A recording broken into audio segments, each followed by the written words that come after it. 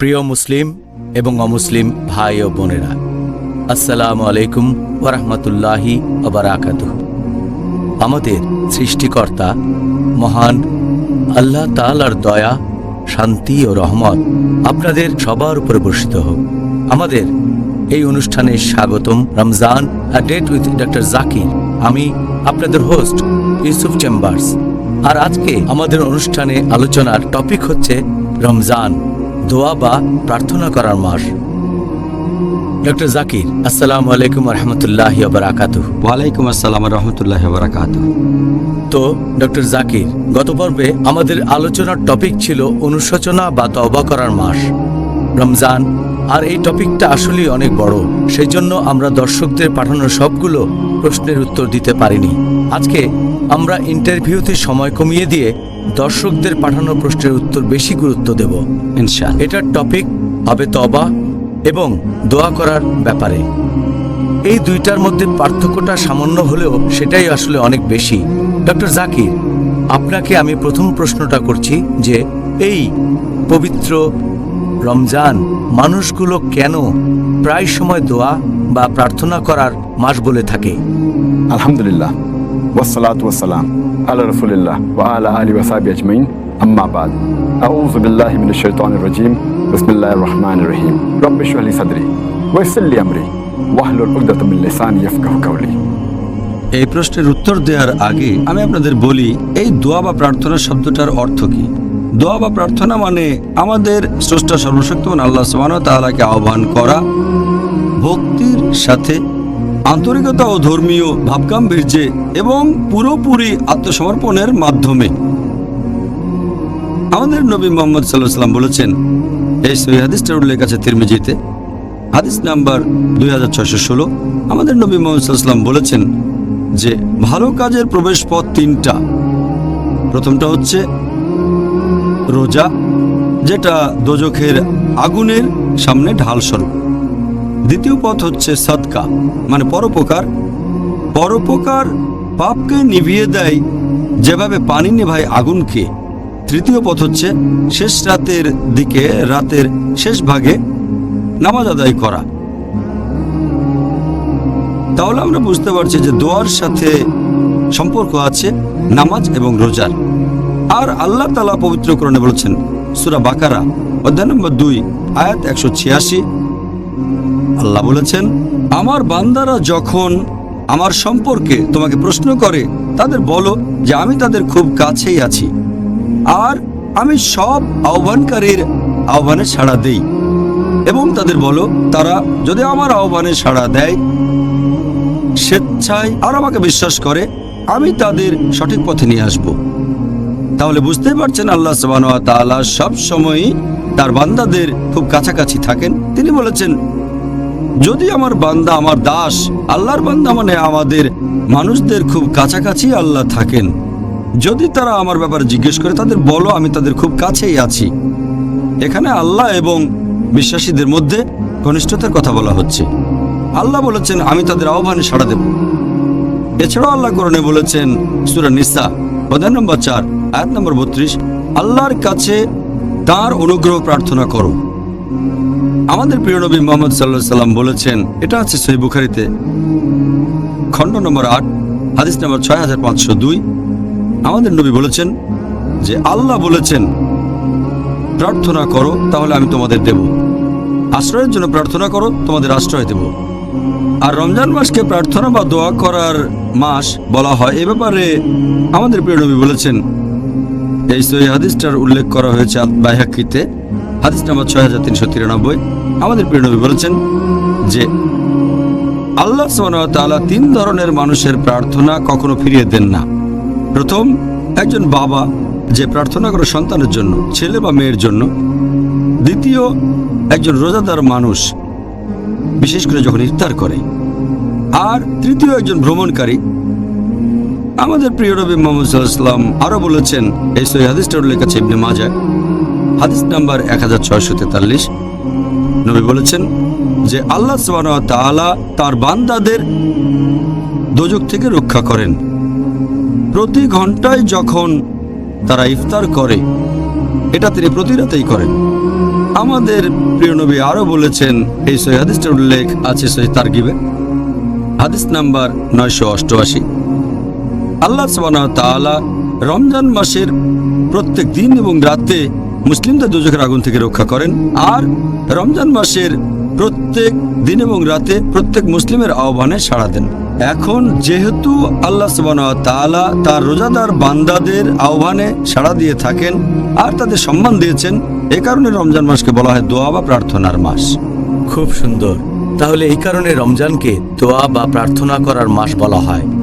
এবারে আমি আপনাকে যে প্রশ্নটা করব, ডক্টর জাকির, আপনি কি ব্যাখ্যা করে বলবেন যে আল্লাহ তাআলার কাছে দোয়া বা প্রার্থনা করার আদব কায়দাগুলো কি কি? আমাদের মনে রাখতে হবে যে আমরা চাইবো শুধু আল্লাহর কাছে, অন্য কারো কাছে না। আল্লাহ পবিত্র কোরআনে বলেছেন সূরা ফাতিহা অধ্যায় নম্বর 1 আয়াত নম্বর 5, ইয়্যাকা না'বুদু ওয়া ইয়্যাকা নাস্তাইন, আমরা তোমার ইবাদত করি, শুধু তোমার সাহায্য চাই। আমরা চাইবো শুধু আল্লাহর কাছে। আল্লাহ বলেছেন সূরা গাফির অধ্যায় 40 আয়াত নম্বর 60, তোমরা আমাকে ডাকো, আমি তোমাদের ডাকে সাড়া দেব। আপনি আল্লাহ তাআলার কাছে যে কোনো কিছু চাইতে পারেন, হতে পারে ছোট কিছু জিনিস অথবা বড়, সমস্যা নেই, আপনি আল্লাহর কাছে যে কোনো জিনিস চাইতে পারেন। আর এছাড়াও আমরা আল্লাহ তাআলার কাছে কিছু চাইবো বিনয়ের সাথে আর নম্রতার সাথে। এটা 3 নম্বর পয়েন্ট। 4 নম্বর পয়েন্ট, যখন আল্লাহর কাছে কিছু চাইবো তখন আল্লাহর উপরে ভরসা করব যে ইনশাআল্লাহ আল্লাহ আমাদের দোয়া কবুল করবেন ইনশাআল্লাহ। 5 নম্বর, আমরা আল্লাহকে ডাকবো ভয়ের সাথে, আমাদের থাকবে তাকওয়া, আল্লাহ সুবহানাহু ওয়া তাআলাকে ভয় করব। 6 নম্বর, আমরা আল্লাহ তাআলার কাছে চাইবো আকুল আকাঙ্ক্ষার সাথে যে ইনশাআল্লাহ আল্লাহ আমাদের আহ্বানে সাড়া দেবেন। এই 6টা পয়েন্ট বাদে আরো কিছু ব্যাপার আছে যেগুলো গুরুত্বপূর্ণ। যখন কেউ আহ্বান করলে ভালো। যেমন ধরেন, এ সময় ওযু অবস্থায় থাকা উচিত, পাক অবস্থায়, এটা ফরজ না। ওযু না থাকা অবস্থাতে আহ্বান করতে পারেন, তবে যদি তখন কোনো ইবাদতের মধ্যে থাকেন এটা করলে ভালো যে ওযু থাকবে। 2 নম্বর পয়েন্ট, এটা করলেও ভালো যদি কাবার দিকে মুখ থাকে আহ্বানের সময়, যদিও এটা ফরজ না। 3 নম্বর, সে বারবার আহ্বান করবে আর সে এটা করবে যতবার সম্ভব হয়। 4 নম্বর পয়েন্ট, সে চাইবে আল্লাহ সুবহানাহু ওয়া তাআলার কাছে পুরোপুরি একমুখী হয়ে, আকুল আকাঙ্ক্ষা নিয়ে। আর আমাদের নবী মুহাম্মদ সাল্লাল্লাহু আলাইহি ওয়াসাল্লাম বলেছেন, এই সহিহ হাদিসটার উল্লেখ আছে তিরমিজিতে, হাদিস নাম্বার 3479, যে আমাদের নবী মুহাম্মদ সাল্লাল্লাহু আলাইহি ওয়াসাল্লাম বলেছেন যে মানুষ কিছু চাইবে আল্লাহ সুবহানাহু ওয়া তাআলার কাছে পুরোপুরি একমুখী হয়ে, আর ইনশাআল্লাহ আল্লাহ তার আহ্বানে সাড়া দেবেন। আর আল্লাহ সুবহানাহু ওয়া তাআলা তাকে পছন্দ করেন না যে কিছু চাইবে কিন্তু তার মন তুচ্ছ জিনিস নিয়ে ব্যস্ত থাকে, যার মন একমুখী নয়। এই হচ্ছে আল্লাহর কাছে আমাদের আহ্বান করার বেশ কিছু আদব কায়দা। জাযাকাল্লাহ খায়র ডক্টর জাকির, আপনি দোয়া করার আদব কায়দাগুলি সম্পর্কে বললেন। আপনি বেশ কিছু গুরুত্বপূর্ণ টপিকের কথা বললেন, এগুলো আমাদের জানা উচিত। এখন দোয়া করার কোনো আদর্শ সময় বা জায়গা, এরকম কোনো কিছু কি আছে? যদি সময়ের কথা বলেন, একজন মানুষ আল্লাহ তাআলাকে আহ্বান করতে পারে দিন বা রাতের যে কোনো সময়, পুরো 24 ঘন্টা। তবে কিছু সময় আছে যখন করাটা ভালো। যেমন ধরেন, প্রত্যেকবার ফরজ নামাজ শেষ হলে, যেমন ধরেন জুমার নামাজ শেষ হলে, তারপর যখন রোজা আছেন আপনি, বিশেষ করে যখন ইফতার করছেন, আর যখন কেউ প্রার্থনা করছে সিজদা দিয়ে। এছাড়াও করতে পারেন রাতের শেষ ভাগে। আমাদের প্রিয় নবী মুহাম্মদ সাল্লাল্লাহু আলাইহি ওয়াসাল্লাম বলেছেন, এটার উল্লেখ আছে সহিহ মুসলিমে, হাদিস নাম্বার 1655। আমাদের নবী মুহাম্মদ সাল্লাল্লাহু আলাইহি ওয়াসাল্লাম বলেছেন, রাতে 1 ঘন্টা সময় থাকবে, সে সময়ে এমন কোনো মুসলিমই থাকবে না যে ভালো কিছু চাইবে আর সেটা আল্লাহ সুবহানাহু ওয়া তাআলা তাকে দেবেন না। তার মানে রাতে একটা বিশেষ সময়ে আল্লাহ তাআলার কাছে মুসলিমরা যাই কিছু চাক না কেন আল্লাহ সেগুলো দেবেন। আমাদের প্রিয় নবী আরো বলেছেন, এটার উল্লেখ আছে সহিহ মুসলিমে, হাদিস নাম্বার 1657, যে আল্লাহ সুবহানাহু ওয়া তাআলা নিচের আসমানে নেমে আসেন যখন রাতের 1/3 শেষ হয়, আর তখন তিনি বলেন, আমি তোমাদের প্রভু, আমি তোমাদের প্রভু। এমন কেউ কি আছে যে আমাকে ডাকবে আর আমি তার ডাকে সাড়া দেব। কেউ কি কিছু চাইবে, আমি তাকে সেটা দেব। কেউ কি আছে যে ক্ষমা প্রার্থনা করবে, আর আমি ক্ষমা করে দেব। তাহলে আহ্বান করার একটা ভালো সময় রাতের শেষ ভাগ, যখন আল্লাহ তাআলা নেমে আসেন। এই হাদিসটা তারপর আরো বলছে যে আল্লাহ এই প্রশ্নগুলো করতে থাকেন যতক্ষণ না ভোর হয়। তাহলে আহ্বান করার একটা ভালো সময় সেটা হলো রাতের শেষ ভাগ, ভোরের ঠিক আগে। সুবহানাল্লাহ। ঘুম থেকে উঠে নামাজ, এটা তো পড়বো রাতের শেষ ভাগে, তার মানে এই নামাজটা তাহাজ্জুদ, যেটা আমরা পড়ি রাতের শেষ তৃতীয়াংশে অথবা মধ্যরাতে পড়ি। আর আহ্বান করার জায়গার কথা যদি বলেন, আমরা আহ্বান করতে পারি যে কোনো জায়গায়। আমাদের নবী মুহাম্মদ সাল্লাল্লাহু আলাইহি ওয়াসাল্লাম বলেছেন, এটা উল্লেখ আছে সহিহ বুখারীতে খণ্ড নম্বর 1 বুক অফ সালাত হাদিস নম্বর 438, যে আল্লাহ সুবহানাহু ওয়া তাআলা আমার এবং বিশ্বাসীদের জন্য পুরো পৃথিবীকে বানিয়েছেন ইবাদতের স্থান। পৃথিবীর যে কোনো জায়গা থেকে আল্লাহ তাআলার ইবাদত করতে পারেন। তবে তারপরও এমন কিছু জায়গা আছে, যদি আহ্বান করেন কোনো মসজিদে, সবচেয়ে ভালো। আর সব মসজিদের মধ্যে সেরা হচ্ছে হারামাইন শরীফ। প্রথমে হচ্ছে মক্কা বাইতুল্লাহ, দ্বিতীয় হলো মদিনার মসজিদে নববী। মাশাআল্লাহ। আমরা এখন যদি ওখানে থাকতে পারতাম, ইনশাআল্লাহ পরবর্তীতে। ইনশাআল্লাহ। ভাই ও বোনেরা, কোথাও যাবেন না, আবার দেখা হবে একটা বিরতির পরে। It is Ramadan. প্রিয় মুসলিম এবং অমুসলিম ভাই ও বোনেরা, আসসালামু আলাইকুম। আবারও স্বাগতম আমাদের অনুষ্ঠানে রমজান এ ডেট উইথ ডক্টর জাকির। আমি আপনাদের হোস্ট ইউসুফ চেম্বার্স। আর আজকে আমরা দর্শকদের প্রশ্নের উত্তর দেব, যার টপিক রমজান, দোয়া বা প্রার্থনা করার মাস এবং অনুশোচনা বা তওবার মাস। তাহলে ডক্টর জাকির, আবারও আপনাকে স্বাগতম। এখন যে লোক প্রার্থনা করছে, তার পরিবেশ আর পরিস্থিতি, এটা কি কোনো প্রভাব ফেলে যে আল্লাহ তাআলা তার দোয়া কবুল করবেন কি বা করবেন না? এ কথা আমি আগেও বলেছি যে পরিবেশ আর পরিস্থিতি যাই হোক, আপনি আল্লাহ সুবহানাহু ওয়া তাআলার কাছে চাইতে পারেন, আল্লাহ সুবহানাহু ওয়া তাআলাকে আহ্বান করতে পারেন। তবে কিছু পরিবেশ পরিস্থিতি এগুলো থাকলে ভালো।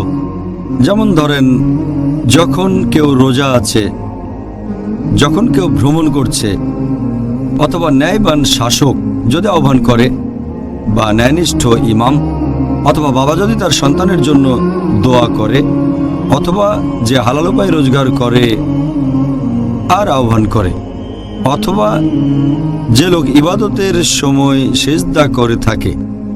আমাদের প্রিয় নবী মুহাম্মদ সাল্লাল্লাহু আলাইহি ওয়াসাল্লাম বলেছেন, এই সহিহ হাদিসটার উল্লেখ আছে তিরমিজিতে বুক অফ সাপ্লিকেশনস হাদিস নাম্বার 3598। নবী বলেছেন, 3 ধরনের লোকের প্রার্থনা ফিরিয়ে দেওয়া হয় না। 1 নম্বর, একজন ন্যায়নিষ্ঠ শাসক বা ইমাম। 2 নম্বর, যে লোক রোজা আছে, বিশেষ করে যখন ইফতার করে। 3 নম্বর, একজন অত্যাচারিত। একই রকম আরেকটা হাদিস বলেছি আছে আল বাইহাকিতে হাদিস নাম্বার 6393। আমাদের নবী বলেছেন, 3 লোকের প্রার্থনা ফিরিয়ে দেওয়া হয় না। বাবা যখন সন্তানের জন্য প্রার্থনা করে, একজন রোজদার বিশেষ করে যখন ইফতার করে, আর কোনো ভ্রমণকারী যখন প্রার্থনা করে।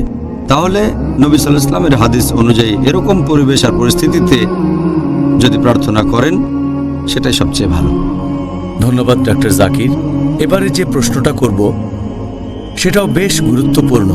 এরকম কেন হয় যে মাঝে মধ্যে কিছু মানুষকে বলতে শুনি, ও আমার দোয়া কবুল করা হয়নি, তাই না? পুরো পৃথিবী জুড়ে অনেক মুসলিম ভাই বোনকে এরকম কথা বলতে শুনবেন। এখন মাঝে মধ্যে কিছু দোয়া বা প্রার্থনা কবুল করা হয় না কেন? এখানে বেশ কিছু শর্ত পালন করতে হবে। আর অনেক সময় দোয়া কবুল করা হয় না কারণ 1 নম্বর পয়েন্ট, হয়তো তার রোজগারটা হারাম, যেটা খাচ্ছে সেটা হারাম। হতে পারে যে উপায়ে সে টাকা উপার্জন করছে সে ব্যবসাটাই হারাম, হয়তো লেনদেন করে রিবা, তার মানে সুদ, অথবা সে এমন ব্যবসা করে যেখানে ঘুষ দিতে হয়, অথবা সে এমন কোনো ব্যবসা করে যেখানে মিথ্যে বলা, প্রতারণা খুব স্বাভাবিক। এসব কাজ আসলে হারাম, তার মানে নিষিদ্ধ। এটা অন্যতম একটা প্রধান কারণ যে জন্য দোয়া কবুল করা হয় না। 2 নম্বর, হয়তো সে অন্য কাউকে অত্যাচার করছে, অন্য কারো উপরে হয়তো জুলুম করছে। 3 নম্বর, হয়তো সে ভালো কাজের নির্দেশ দেয় না আর খারাপ কাজে নিষেধ করে না, যেটা করা ইসলাম ধর্মে ফরজ। এছাড়াও কারো দোয়া কবুল হতে গেলে আরো কিছু শর্ত পূরণ করতে হবে। এই কারণে বেশিরভাগ দোয়া কবুল হয় না। একটা হচ্ছে যে আমরা এরকম বলবো না যে হে আল্লাহ তুমি চাইলে আমাকে ক্ষমা করো, হে আল্লাহ তুমি চাইলে আমাকে রহমত করো, অথবা হে আল্লাহ যদি চাও আমাকে লালন পালন করো। কারণ আমাদের নবী মুহাম্মদ সাল্লাল্লাহু আলাইহি ওয়াসাল্লাম বলেছেন, এটা আছে সহিহ বুখারীতে খণ্ড নম্বর 9 বুক অব তাওহীদ হাদিস নাম্বার 7/477। আমাদের নবী বলেছেন, তোমরা দোয়ার সময় এভাবে বলো না যে হে আল্লাহ তুমি আমাকে চাইলে ক্ষমা করো, হে আল্লাহ তুমি চাইলে আমাকে দয়া করো, হে আল্লাহ তুমি চাইলে আমাকে উদারতা দেখিও। কারণ আল্লাহ সুবহানাহু ওয়া তাআলা যা চান তাই করেন, তাকে আদেশ করতে পারবেন না। এভাবে দোয়া করাটা পুরোপুরি ভুল। এই ভুলটা অনেক মানুষই করে থাকে, সে কারণে তাদের দোয়া কবুল হয় না। এছাড়াও অনেক সময় মানুষজন তারা কি করে, আল্লাহ তাআলাকে অনেক নাম দেয় যেটা আল্লাহ পবিত্র কোরআনে বলেননি অথবা নবীও কোনো হাদিসে বলেননি। তাই আল্লাহ সুবহানাহু ওয়া তাআলাকে এমন কোনো নামে ডাকা যেটা আল্লাহ অথবা রাসূল বলেননি, এভাবে দোয়া করা সম্পূর্ণ ভুল। এরপরে অনেক লোক যখন দোয়া করে তারা অনেকের জন্যই তখন দোয়া করতে থাকে। যেমন ধরেন তারা বলল ক্ষমা করে দেন আমার বাবাকে, আমার দাদাকে, তারপর দাদার বাবাকে, আমার মাকে, আমার নানিকে, তারপর নানির মাকে, আমার চাচাকে, চাচিকে, এভাবে বিশাল একটা তালিকা বানিয়ে ফেলে। এর বদলে সংক্ষেপে দোয়া করবেন, বলবেন যে ক্ষমা করেন আমার পরিবারকে, আমার আত্মীয় স্বজনদের অথবা মুসলিম ভাই বোনদের, এটুকুই যথেষ্ট। এছাড়া মানুষজন আরও কিছু একটা ভুল করে যে তারা দোয়া করে শব্দ করে, উচ্চস্বরে প্রার্থনা করে। আল্লাহ বলেছেন পবিত্র কোরআনে সূরা আরাফ অধ্যায় নম্বর 7 আয়াত নম্বর 55 যে তোমাদের প্রতিপালককে ডাকো বিনীতভাবে এবং গোপনে। আল্লাহ পরের আয়াতে বলেছেন সূরা আরাফ অধ্যায় 7 আয়াত 56 তোমরা আল্লাহকে ডাকবে ভয় এবং আশার সাথে। মানুষজন সাধারণত দোয়া করার সময় এই ভুলগুলো করে থাকে। আর এছাড়াও অনেক সময় আমরা যখন আল্লাহ তাআলার কাছে কিছু চাই, হয়তো সব মেনে চললাম, কিন্তু তারপরও আল্লাহ দোয়া কবুল করলেন না। আল্লাহ পবিত্র কোরআনে বলেছেন সূরা বাকারা অধ্যায় নম্বর 2 আয়াত নম্বর 216 যেটা অপছন্দ করো সেটা হয়তো তোমাদের জন্য ভালো, আর যেটা পছন্দ করো সেটা হয়তো তোমাদের জন্য ভালো না। আল্লাহ জানেন, তোমরা জানো না। এখন একজন মুসলিম হয়তো আল্লাহ তাআলার কাছে দোয়া করতে পারে, হে আল্লাহ আপনি আমাকে দেন একটা মোটরসাইকেল বা BMW 1000 সিসির BMW গাড়ি দেন। আর আল্লাহ দোয়া কবুল করলেন না, কারণ আল্লাহ জানেন যদি তাকে BMW দেওয়া হয় হয়তো জোরে চালাবে, তারপর তার অ্যাক্সিডেন্ট করে পা ভেঙে ফেলবে। এখানে আল্লাহ তাআলা আসলে দোয়া কবুল না করে তার ডাকে সাড়া দিয়েছেন। আল্লাহ সুবহানাহু ওয়া তাআলা তিনি তো সবকিছুই জানেন, ভবিষ্যৎ জানেন। যেটা পছন্দ করেন সেটা হয়তো আপনার জন্য ভালো না, আল্লাহ জানেন কিন্তু আপনি জানেন না। জাযাকাল্লাহ খায়ের। তাহলে এর পরের প্রশ্নটাও খুবই প্রাসঙ্গিক যে আপনি কি দর্শকদের কিছু বিশুদ্ধ দোয়ার কথা বলবেন যেটা তাদের জন্য উপকারী, যে দোয়াগুলো তারা এই সময় করতে পারে? এরকম কয়েকশো দোয়া আছে যেগুলো বিশুদ্ধ। আপনি যদি এই বইটা পড়েন, ফর্টিফিকেশন অফ এ মুসলিম, এখানকার দোয়াগুলো আছে পবিত্র কোরআন এবং সহিহ হাদিসে। এই বইটাতে এরকম 100টারও বেশি দোয়া আছে, সব মিলিয়ে সম্ভবত 129টা। আর আমি এখানে কয়েকটা বলছি যেগুলো পবিত্র কোরআন এবং সহিহ হাদিসে উল্লেখ করা হয়েছে। সবচেয়ে কমন দোয়া যেটা পবিত্র কোরআনে আছে সূরা বাকারা অধ্যায় নম্বর 2 আয়াত নম্বর 201 যে রব্বানা আতিনা ফিদ দুনিয়া হাসানাতাও ওয়া ফিল আখিরাতি হাসানাতাও ওয়া কিনা আযাবান নার। হে প্রতিপালক আমাদের কল্যাণ দাও এই দুনিয়াতে এবং আখিরাতে, আর আমাদের দোজখের আগুন থেকে রক্ষা করো। এটা সবচেয়ে কমন দোয়া যেটা সবাই পড়ে থাকে আর সবচেয়ে ভালো। এছাড়াও পবিত্র কোরআনে আরও কিছু দোয়া আছে, আর কোরআনের দোয়াই সবচেয়ে সেরা, কারণ এগুলো হচ্ছে আল্লাহ তাআলা নিজের বাণী। আল্লাহ বলেছেন সূরা আলে ইমরান অধ্যায় 3 আয়াত 8 রব্বানা লা তুযিগ কুলুবানা বা'দ ইয হাদাইতানা ওয়া হাব লানা মিন লাদুনকা রাহমা ইন্নাকা আনতাল ওয়াহ্হাব। যার মানে হে প্রতিপালক সরল পথ প্রদর্শনের পর আমাদের অন্তরকে সন্দেহপ্রবণ করো না, তোমার নিকট হতে আমাদেরকে করুণা দাও, নিশ্চয়ই তুমি হলে সবচেয়ে মহান দাতা। এছাড়া লেকচার শুরুর আগে আমি সব সময় একটা দোয়া পড়ি, সেখানে আমি আল্লাহর কাছে সাহায্য চাই। আপনারাও করতে পারেন যখন কোথাও লেকচার দেবেন অথবা এমন কিছু করছেন যে কাজটা খুবই কঠিন। এই দোয়া করেছিলেন মুসা আলাইহিস সালাম যখন আল্লাহ তাআলা মুসা আলাইহিস সালামকে বললেন যে এই বাণী ফেরাউনের কাছে পৌঁছে দাও। তাহলে পবিত্র কোরআনে সূরা তাহা অধ্যায় নম্বর 20 আয়াত 25 থেকে 28 রব্বি ইশরাহ লি সাদরি ওয়া ইয়াসসির লি আমরি واحلل عقدة من لساني يفقهوا قولي যার মানে হে প্রতিপালক, আমার বক্ষ প্রশস্ত করে দাও এবং আমার কাজকে সহজ করে দাও, আমার জিহ্বার জড়তা দূর করে দাও, যাতে তারা আমার কথা বুঝতে পারে।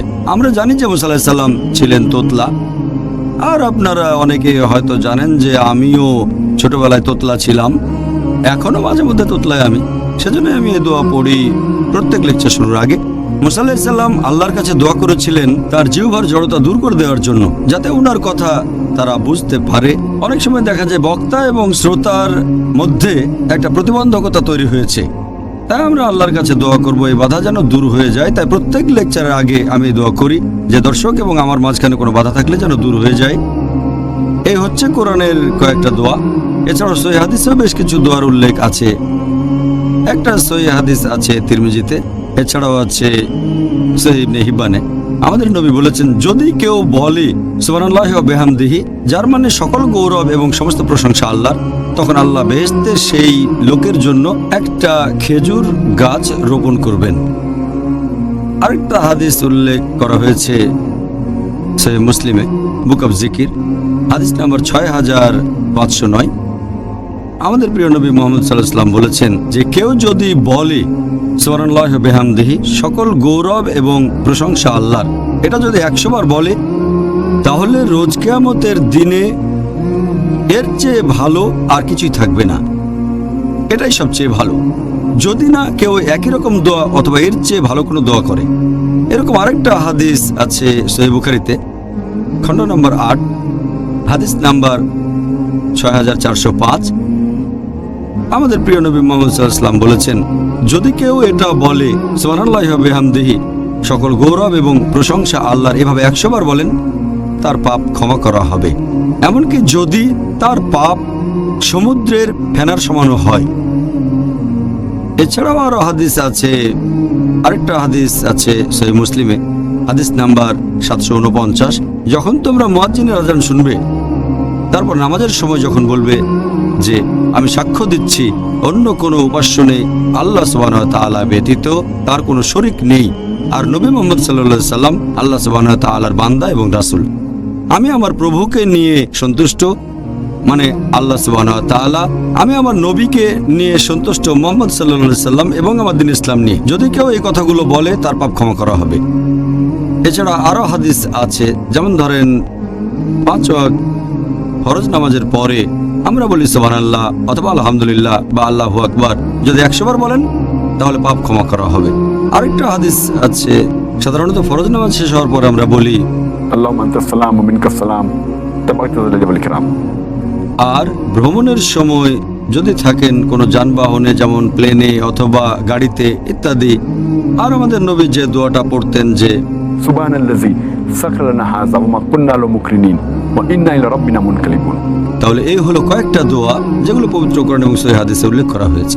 জাযাকাল্লাহ খায়ের ডক্টর জাকির। আগে বলেছিলাম এবারের ইন্টারভিউটা একটু ছোট হবে, যাতে করে বেশি করে দর্শকদের প্রশ্নের উত্তর দিতে পারি, যদি আপনার আপত্তি না থাকে। অবশ্যই না। ভাই ও বোনেরা, আবার দেখা হবে বিরতির পরে। আমরা উত্তর দেব আপনাদের প্রশ্নের, দর্শকদের, যার টপিক রমজান, দোয়া বা প্রার্থনার মাস আর তওবার মাস। তাহলে কোথাও যাবেন না, এই বিরতির পর আবারও দেখা হবে। It is Ramadan. প্রিয় মুসলিম এবং অমুসলিম ভাই ও বোনেরা, আসসালামু আলাইকুম। আবারও স্বাগতম আমাদের অনুষ্ঠানে রমজান এ ডেট উইথ ডক্টর জাকির। আমি আপনাদের হোস্ট ইউসুফ চেম্বার্স। আর আজকে আমরা দর্শকদের প্রশ্নের উত্তর দেব, যার টপিক রমজান, দোয়া বা প্রার্থনা করার মাস এবং অনুশোচনা বা তওবার মাস। তাহলে ডক্টর জাকির, আবারও আপনাকে স্বাগতম। আমরা এবার দর্শকদের কাছ থেকে পাওয়া গুরুত্বপূর্ণ কিছু প্রশ্ন নিয়ে আলোচনা করব। 1 নম্বর করেছেন একজন দর্শক যে আল্লাহর ফজল শব্দটার অর্থ, আমরা যখন বলি হে আল্লাহ আমাদেরকে তুমি দান করো তোমার করুণা থেকে ফজল, তার মানে কি এখানে আমরা বিশেষ করে সম্পদের কথা বলছি? এই ফজল শব্দটার মানে হচ্ছে আল্লাহ সুবহানাহু ওয়া তাআলার করুণা বা সাহায্য, আল্লাহ সুবহানাহু ওয়া তাআলার ফজল। তবে শাব্দিকভাবে এই ফজল শব্দের মানে হচ্ছে অতিরিক্ত। এর মানে আপনি কাউকে কোনো কিছু দিচ্ছেন কোনো রকম পেমেন্ট ছাড়াই। আর যখন আমরা বলি এটা আল্লাহ তাআলার ফজল, তখন বলি যে হাজা মিন ফজলে রাব্বি, এটা আল্লাহ সুবহানাহু ওয়া তাআলার ফজল, এটা আল্লাহ সুবহানাহু ওয়া তাআলার করুণা এবং সহযোগিতা। এর মানে যে মানুষটা এই ফজল পাচ্ছে এটা আসলে ঠিক তার প্রাপ্য না। আল্লাহ সুবহানাহু ওয়া তাআলা দয়া এবং করুণা করে এই জিনিসগুলো দিয়েছেন। তাহলে যখন আমরা বলি যে এটা আল্লাহ সুবহানাহু ওয়া তাআলার ফজল, আমরা আসলে বলতে চাচ্ছি যে আল্লাহ সুবহানাহু ওয়া তাআলা আমাদের অনেক ভালো জিনিস দিয়েছেন। এটা হতে পারে কোনো সম্পদ, আবার নাও হতে পারে, হতে পারে একটা ভালো বাড়ি অথবা ভালো গাড়ি, হতে পারে যে কোনো কিছু। আল্লাহ দিয়েছেন দয়া এবং করুণা করে, আর আমরা এগুলো পাওয়ার যোগ্যই নই, শুধুমাত্র আল্লাহর দয়ার কারণে এগুলো পাচ্ছি। তাহলে আমরা এখানে বেশ ভালোভাবেই বুঝতে পারছি যে এই জিনিসগুলো আমাদের প্রাপ্য না। আল্লাহ সুবহানাহু ওয়া তাআলা আমাদের দয়া আর করুণা করেন, যেহেতু তিনি তার বান্দাদের, তার ভৃত্যদের ভালোবাসেন, সেজন্য এগুলো দিচ্ছেন। আল্লাহ পবিত্র কোরআনে বলেছেন সূরা নাহল অধ্যায় নম্বর 16 আয়াত নম্বর 61, যদি আল্লাহ সুবহানাহু ওয়া তাআলা মানুষকে তাদের সীমা লঙ্ঘনের জন্য কোনো শাস্তি দিতেন, তাহলে পৃথিবীতে জীবজন্তুই আর বেঁচে থাকতো না। এই সব কিছু পাচ্ছি আমরা আল্লাহ তাআলার ফজলের কারণে। এটা আল্লাহর দয়া, আল্লাহ তাআলার অশেষ রহমত। দ্বিতীয় প্রশ্ন, এটাও করেছেন আমাদের একজন দর্শক ডক্টর জাকির। আপনি কি আমাদেরকে এই শব্দটার অর্থ বলবেন? লামাম, এখানে এটার অনুবাদ করা হয়েছে ছোটখাটো পাপ। এটা আছে পবিত্র কোরআনের সূরা নাজামে। পবিত্র কোরআনে একটা আয়াত আছে সূরা নাজম অধ্যায় নম্বর 53 আয়াত 31 ও 32। এখানে আল্লাহ তাআলা বলেছেন যে পৃথিবী এবং আকাশে যা কিছু আছে সব আল্লাহরই। আল্লাহ পৃথিবী এবং আকাশমণ্ডলীর সবকিছু সৃষ্টি করেছেন। যারা মন্দ কাজ করে তাদের তিনি দেন মন্দ ফল, এবং যারা সৎ কাজ করবে তাদেরকে তিনি দেন উত্তম পুরস্কার। আর আল্লাহ সুবহানাহু ওয়া তাআলার কোনো বান্দা যদি বিরত থাকে গুরুতর পাপ থেকে আর অশ্লীল কাজ থেকে, শুধুমাত্র লামাম বাদে, তার মানে ছোটখাটো অপরাধ, আল্লাহ তাআলা তাকে ক্ষমা করে দেবেন। এখন এই ব্যাপারটা নিয়ে বিশেষজ্ঞদের ভেতরে কিছু মতভেদ আছে যে এই আরবি শব্দ লামামের অর্থটা আসলে কি। যদি আপনি পড়েন আত-তাবরী খণ্ড নম্বর 2 পৃষ্ঠা নম্বর 527, বলা হয়েছে যে বেশিরভাগ সালাফগণের মতে তারা বলেন যে লামাম এর মানে যে কোনো পাপ মাত্র একবার করা, গুরুতর পাপ হতে পারে। এরকম মতামত অনেকেই দিয়েছেন, আবু হুরায়রা রাদিয়াল্লাহু আনহু, মুজাহিদ রাদিয়াল্লাহু আনহু, এরকম আরো অনেকে। তবে যদি পড়েন কুরতুবী খণ্ড 17 পৃষ্ঠা নম্বর 71, এখানে বলা হয়েছে যে সহিহ ইবনে মুসাইব অনুযায়ী তিনি বলেছেন যে লামাম এর মানে আপনার মাথায় কোনো চিন্তা আসলো আবার চলে গেল, মানে কোনো খারাপ চিন্তা আসলো আবার চলে গেল। এরপর আছেন আল হাসান ইবনে ফাজল, তিনি বলেছেন যে লামাম মানে নিষিদ্ধ কোনো কিছু মাত্র একবার দেখা, অনিচ্ছাকৃতভাবে, হঠাৎ করে, কিন্তু যদি সেটা দ্বিতীয়বার দেখেন তাহলে পাপ হবে। আর আমাদের নবী বলেছেন প্রথমবার দেখার অনুমতি আছে, দ্বিতীয়বার নিষিদ্ধ। যদি প্রথমবার দেখেন অনিচ্ছাকৃতভাবে তাহলে সেটা ছোটখাটো অপরাধ বা লামাম। তারপর যদি পড়েন তাবরী খণ্ড নম্বর 2 পৃষ্ঠা নম্বর 526 ও 527, কিছু কিছু বিশেষজ্ঞ বলেন যে লামাম মানে মুসলিমরা যেসব পাপ করেছে ইসলাম গ্রহণের আগে, সেই সময়ে, তার মানে সে জাহেলিয়ার যুগে, অজ্ঞতার যুগে, আল্লাহ সেসব পাপ ক্ষমা করবেন, এটাই লামাম। কারণ সে সময় অমুসলিমরা তাদের উদ্দেশ্যে বলতো যারা মুসলিম হয়েছে যে এই কাজটা তো তোমরা গতকালও করেছো আর এখন পাপ বলছো। তখন একটা আয়াত নাজিল হলো সূরা নাজম অধ্যায় 53 আয়াত 31 ও 32, বলা হয়েছে বিরত থাকো গুরুতর পাপ থেকে, অশ্লীল কাজ থেকে। এছাড়া যেগুলো লামাম মানে অতীতে করা পাপ আল্লাহ ক্ষমা করবেন। তবে বিশেষজ্ঞগণের বেশিরভাগই এরকম কথা বলেন যে লামাম মানে ছোটখাটো পাপ, ছোট অপরাধ। এরপর আপনি যদি ইমাম রাগিবের মতামত দেখেন, তিনি বলেছেন যে লামাম মানে ছোটখাটো অপরাধ।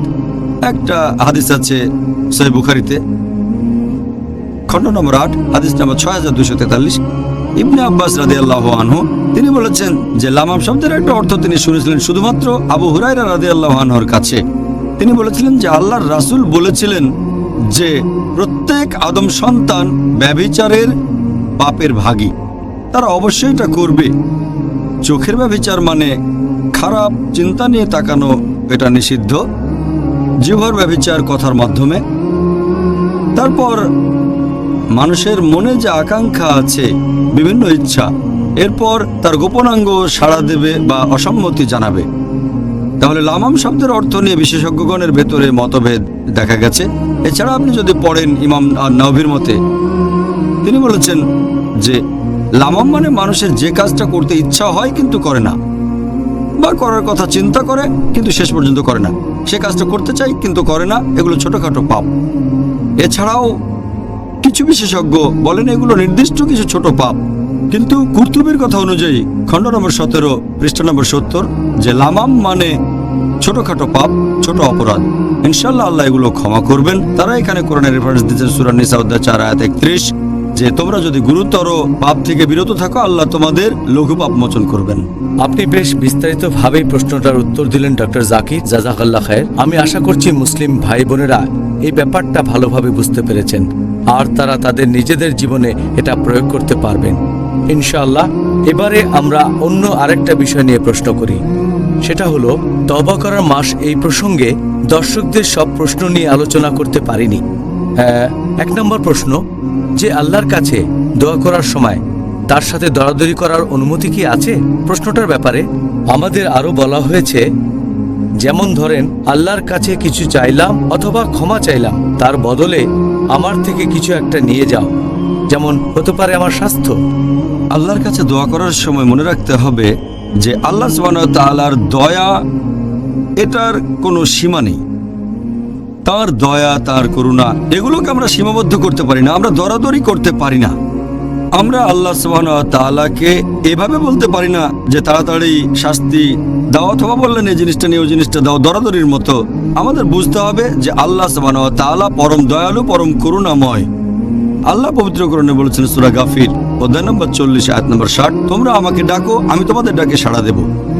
আল্লাহ আরো বলেছেন সূরা নিসা অধ্যায় 4 আয়াত নম্বর 147 যে তোমাদের শাস্তিতে আল্লাহর কি কাজ যদি তোমরা ঈমান আনো আর কৃতজ্ঞতা প্রকাশ করো।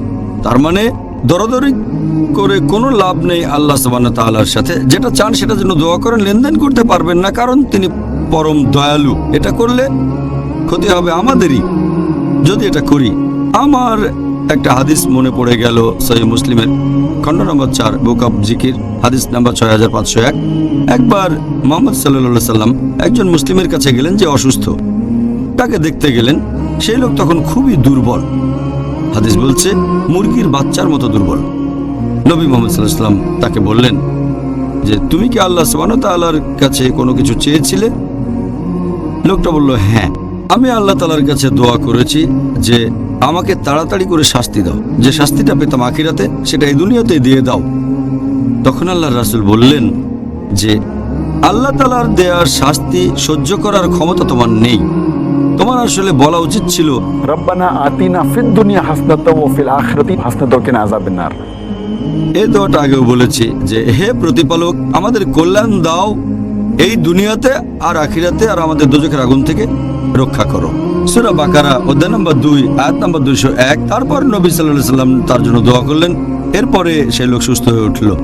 তাহলে আমাদেরকে এটা বুঝতে হবে যে আল্লাহ সুবহানাহু ওয়া তাআলার দয়া করুণার কোনো সীমা নেই। আমরা যে পাপই করি না কেন, অতীতে করা পাপগুলো যাই হোক না কেন, সবসময় আল্লাহ সুবহানাহু ওয়া তাআলার কাছে আমরা ক্ষমা চাইতে পারি, আর তিনি হলেন পরম দয়ালু, পরম করুণাময়। আল্লাহ তাআলার কাছে দোয়া করার সময় এই ব্যাপারটা খেয়াল রাখতে হবে। ভাই ও বোনেরা, আবার দেখা হবে বিরতির পরে। আমরা উত্তর দেব আপনাদের প্রশ্নের, দর্শকদের, যার টপিক রমজান, দোয়া বা প্রার্থনার মাস আর তওবার মাস। তাহলে কোথাও যাবেন না, এই বিরতির পর আবারও দেখা হবে। It is Ramadan. প্রিয় মুসলিম এবং অমুসলিম ভাই ও বোনেরা, আসসালামু আলাইকুম। আবারও স্বাগতম আমাদের অনুষ্ঠানে রমজান এ ডেট উইথ ডক্টর জাকির। আমি আপনাদের হোস্ট ইউসুফ চেম্বার্স। আর আজকে আমরা দর্শকদের প্রশ্নের উত্তর দেব, যার টপিক রমজান, দোয়া বা প্রার্থনা করার মাস এবং অনুশোচনা বা তওবার মাস। তাহলে ডক্টর জাকির, আবারও আপনাকে স্বাগতম। দ্বিতীয় প্রশ্ন রমজানের ব্যাপারে, তওবা করার মাস প্রসঙ্গে। এখানে প্রশ্নকারী বলেছেন, আমি আল্লাহ তাআলার কাছে দোয়া করার সময় কি অন্য লোকের পাপের জন্য ক্ষমা চাইতে পারবো? আর যদি এর অনুমতি থাকে তাহলে সেটা কিভাবে করব? এটা যে করতে পারবেন শুধু তাই নয়, আমাদেরকে বলা হয়েছে যখন দোয়া করবে তখন অন্যান্য মুসলিমদের জন্য দোয়া করবে, অন্যান্য মুসলিম ভাই বোনদের জন্য। অনেক জায়গায় উল্লেখ করা হয়েছে, আর পবিত্র কোরআনে উল্লেখ করা হয়েছে সূরা মুহাম্মদ অধ্যায় নম্বর 47 আয়াত নম্বর 19 যে ক্ষমা প্রার্থনা করো তোমার জন্য এবং মুমিন নর ও নারীদের জন্য। তার মানে আপনি নিজের জন্য ক্ষমা চাইবেন, পাশাপাশি অন্যান্য মুসলিম নর নারীদের জন্য ক্ষমা চাইবেন। আর একটা দোয়া আছে নূহ আলাইহিস সালামের, নূহ নবী, সূরা নূহ অধ্যায় নম্বর 71 আয়াত নম্বর 28 বলা হয়েছে যে নূহ আলাইহিস সালাম আল্লাহর কাছে দোয়া করেছিলেন, ক্ষমা করো আমাকে, আমার পিতামাতাকে এবং যারা মুমিন হয়ে আমার ঘরে প্রবেশ করে। ক্ষমা করো আমাকে, বাবা মাকে এবং যারা মুমিন হয়ে আমার ঘরে প্রবেশ করে, আর মুমিন নরনারীকে। আমাদের নবী মুহাম্মদ সাল্লাল্লাহু আলাইহি ওয়াসাল্লাম বলেছেন, এই হাদিসটার উল্লেখ আছে তিরমিজিতে, হাদিস নম্বর 3385, যে আমাদের নবী মুহাম্মদ সাল্লাল্লাহু আলাইহি ওয়াসাল্লাম যখন অন্যান্যদের জন্য প্রার্থনা করতেন, প্রথমে ক্ষমা চাইতেন নিজের জন্য, ক্ষমা করো আমাকে, তারপর তিনি বলতেন ক্ষমা করো মুসলিম ভাই বোনদের। তবে আমাদের সাবধান থাকতে হবে যে আমরা ক্ষমা চাইতে পারবো না কোনো মুশরিক বা অবিশ্বাসীর জন্য, কারণ আল্লাহ কোরআনে বলেছেন সূরা তাওবা অধ্যায় নম্বর 9 আয়াত নম্বর 113 যে এই কাজটা সঙ্গত নয় নবীর জন্য এবং মুমিন নরনারীদের জন্য যে তারা ক্ষমা চাইবে মুশরিকদের জন্য যারা আল্লাহর সাথে অন্য কাউকে শরীক করে, এমনকি যদি তারা তোমার আত্মীয় হয়, কারণ এটা নিশ্চিত যে তারা দোজখের আগুনে যাবে। তবে অন্য কিছু চাইতে পারেন, কোনো অবিশ্বাসীর সুস্বাস্থ্যের জন্য দোয়া করতে পারেন, অথবা সম্পদ বৃদ্ধির জন্য দোয়া করতে পারেন, এমন হলে কোনো সমস্যা নেই। সবচেয়ে ভালো যে দোয়া আছে মুশরিকদের জন্য, অবিশ্বাসীর জন্য, সেটা হেদায়েত। আমাদের নবী মুহাম্মদ সাল্লাল্লাহু আলাইহি ওয়াসাল্লাম করেছিলেন। এই হাদিসটার উল্লেখ আছে তিরমিজিতে, হাদিস নম্বর 3681। আমাদের প্রিয় নবী বলেছেন, দুজন ওমরের মধ্য থেকে আল্লাহ যেন একজনকে হেদায়েত করেন, আর ওমর বিন খাত্তাব রাদিয়াল্লাহু আনহুকে আল্লাহ হেদায়েত করলেন, ওমর মুসলিম হলেন। তাহলে অবিশ্বাসীদের জন্য দোয়া করবেন যে হেদায়েত করো, এটাই তাদের জন্য সবচেয়ে ভালো দোয়া। সুবহানাল্লাহ, আল্লাহ তাআলা যেন আমার মাকে হেদায়েত করেন ইনশাআল্লাহ, আমিন। ডক্টর জাকির, পরের প্রশ্ন, কোনো লোককে যদি হাদ শাস্তি দেয়া না হয় তাহলে তার তওবা কি কবুল করা হবে? এ কথা আগেও বলেছি, আমাদেরকে বুঝতে হবে যে আল্লাহ সুবহানাহু ওয়া তাআলার মহত্ব, তার দয়া এবং করুণার কোনো সীমা নেই। যদি আপনি কোনো অপরাধ করেন, যদি অন্য কারো সম্পত্তি কেড়ে নেন, তাহলে সেটা ফেরত দিতে হবে। কিছু চুরি করলেও সেটা ফেরত দিতে হবে, কারো কাছ থেকে কিছু নিলে ফেরত দিতে হবে। তবে যদি শুধু হয় আপনার এবং আল্লাহর ব্যাপার, তখন আপনি কখনোই হতাশ হবেন না, কখনোই ভাববেন না যে আল্লাহ ক্ষমা করবেন না। আপনি যে ধরনের পাপই করেন, হতে পারে সবচেয়ে গুরুতর পাপ, কেন আপনাকে ক্ষতিপূরণ দিতে হবে। আল্লাহ পবিত্র কোরআনে বলেছেন সূরা ফুরকান অধ্যায় নম্বর 25, কখনোই হতাশ হবেন না, কখনোই ভাববেন না যে আল্লাহ ক্ষমা করবেন না। আপনি যে ধরনের পাপই করেন, হতে পারে সবচেয়ে গুরুতর পাপ। যদি অনুশোচনা করেন আন্তরিকভাবে, গত পর্বে এটা নিয়ে বলেছিলাম, আল্লাহ যে কোনো পাপ ক্ষমা করবেন, কিন্তু যদি অন্য মানুষের কোনো ক্ষতি করে থাকেন, তাহলে সেখানে আপনাকে ক্ষতিপূরণ দিতে হবে।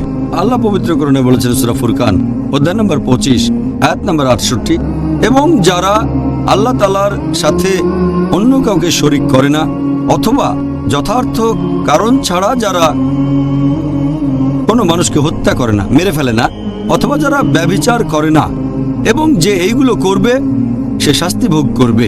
তারপর আল্লাহ বলেছেন এরপরের আয়াতে সূরা ফুরকান অধ্যায় 25 আয়াত নম্বর 70, এবং যারা ঈমান আনে, তওবা করে এবং সৎ কাজ করে, আল্লাহ সুবহানাহু ওয়া তাআলা তাদের পাপ পরিবর্তন করে দেবেন, খারাপ কাজগুলোকে বদলে দেবেন ভালো কাজ দিয়ে। তাহলে এটা আল্লাহ তাআলার দয়া। এখন যদি এই হাদ শাস্তির কথা বলেন যদি কোনো মানুষ নিজে থেকেই বুঝতে পারে যে সে পাপ করেছে, যেমন ধরেন হয়তো সে ব্যভিচার করেছে, সে আল্লাহর কাছে তওবা করবে আর ক্ষমা প্রার্থনা করবে। এটা হচ্ছে তার এবং আল্লাহ সুবহানাহু ওয়া তাআলার ব্যাপার। আর এটা আবশ্যিক না যে ব্যাপারটা অন্যদেরকে বলতেই হবে, কারণ যদি বলা হয় তাহলে হাদ শাস্তি সেখানে দেওয়া হবে। তবে আরও একটা হাদিসের উল্লেখ আছে, মুয়াত্তা খণ্ড নম্বর 2 বুক অফ পানিশমেন্ট, হাদিস নম্বর 12। আমাদের নবী মুহাম্মদ সাল্লাল্লাহু আলাইহি ওয়াসাল্লাম বলেছেন, তোমরা পাপ করা বন্ধ করো, গুরুতর পাপ ইত্যাদি। যদি পাপ করো সেটা লুকিয়ে রাখবে আর আল্লাহ তাআলার কাছে ক্ষমা প্রার্থনা করবে, তওবা করবে। যদি সেটা প্রকাশ করো তাহলে হাদ শাস্তির ব্যবস্থা করতে হবে। তার মানে যদি সেই পাপের কথা জানেন দেশের সুলতান অথবা দেশের শাসক অথবা একজন কাজী বা বিচারক, তখন সেই ব্যক্তির জন্য এটা আবশ্যিক হয়ে যায়, তিনি হাদ শাস্তির ব্যবস্থা করবেন।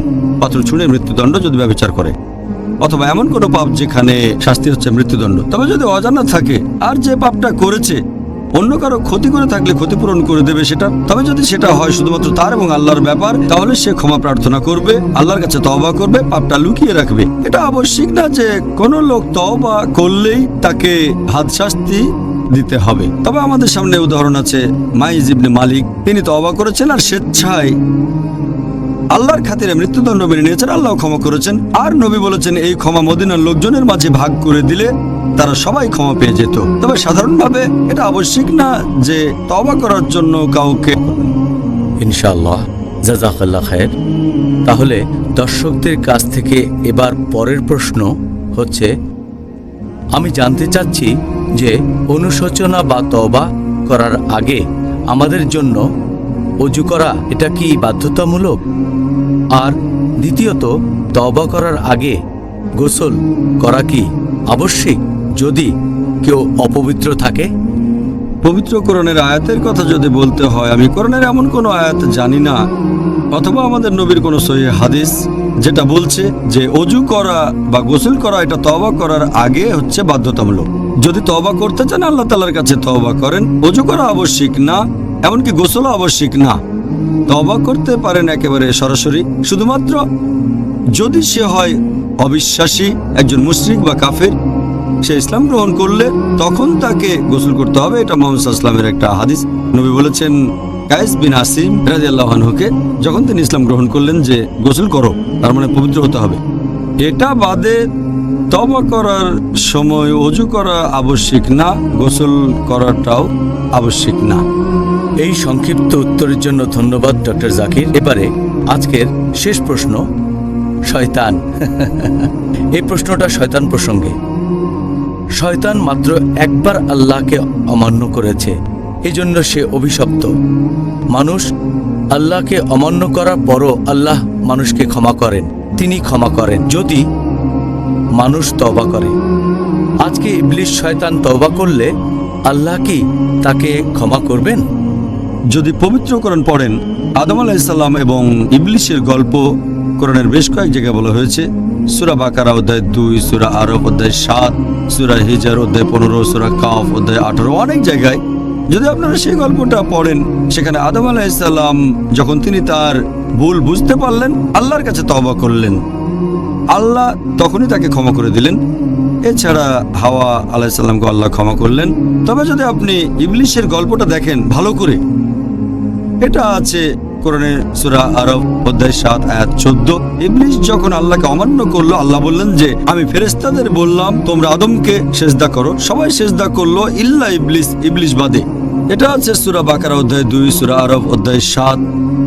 তবে আল্লাহর কাছে তওবা করার বদলে ইবলিস বলল, এটা আছে সূরা আরব অধ্যায় 7 আয়াত 14, যে পুনরুত্থানের দিবস পর্যন্ত তুমি আমাকে অবকাশ দাও। এখানে অবকাশ মানে আমার শাস্তিটা তুমি দেরিতে দাও, আমাকে একটু অবকাশ দাও, তারপর দেখো কি করি। সে আল্লাহ তাআলাকে চ্যালেঞ্জ করেছে, চ্যালেঞ্জ করলাম। আল্লাহ বলেন সূরা আরব অধ্যায় 7 আয়াত 18, ইবলিসকে অবকাশ দিয়ে তিনি বললেন যে মানুষের মধ্যে যারা তোমাকে অনুসরণ করবে আমি তোমাদের সকলকে দিয়ে জাহান্নাম পূর্ণ করব। এখন ইবলিসের তওবা বা অনুশোচনা করার কোনো প্রশ্নই আসবে না, কারণ আল্লাহ আরো বলেছেন সূরা হিজর অধ্যায় 15 আয়াত 34 যে ইবলিস হচ্ছে অভিশপ্ত। আল্লাহ তাআলা ভবিষ্যৎ সম্পর্কে জানেন যেগুলো দেখা যায় না, তাই আল্লাহ আগে থেকেই জানেন যে এই ইবলিশ কখনোই তওবা করবে না।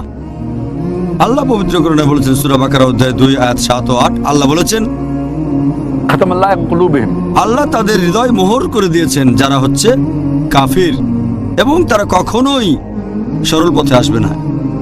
এছাড়াও আরো উদাহরণ আছে যে আল্লাহ তাআলা বলেছেন সূরা লাহাব সম্পর্কে, যে ছিল খুব বড় একজন শত্রু আমাদের প্রিয় নবীর। আল্লাহ একথা আগেই বলেছেন সূরা লাহাবে, তিনি বলেছেন, تبت يدا أبي لهب وتب। এই আবু লাহাব আমাদের নবীর খুব বড় একজন শত্রু ছিল, আর সে বলেছিল সে কখনোই ইসলাম গ্রহণ করবে না, সে দোজখের আগুনে পড়বে। এটা আগেই বলা হয়েছে। সে কোরআনকে ভুল প্রমাণ করতে পারতো যদি বলতো যে আমি মুসলিম, যদি শাহাদা দিত। 10 বছর সময় পেয়েছিল, কিন্তু সে মুসলিম হয়নি। আল্লাহ জানতেন সে তওবা করবে না। কিভাবে? আল্লাহ সুবহানাহু ওয়া তাআলা জানেন ইবলিশ কখনোই তওবা করবে না। সেজন্য তিনি বলেছেন, নিশ্চয়ই ইবলিশ তোমাদের প্রকাশ্য শত্রু। আল্লাহ কোরআনে বলেছেন সূরা বাকারা অধ্যায় 2 আয়াত 167 যে يا أيها الذين آمنوا হে মানুষ জাতি, সাবধান থাকো খুতুওয়াত শয়তানের ব্যাপারে, মানে শয়তানের পদচিহ্ন, কারণ নিশ্চয়ই সে তোমাদের এক প্রকাশ্য শত্রু।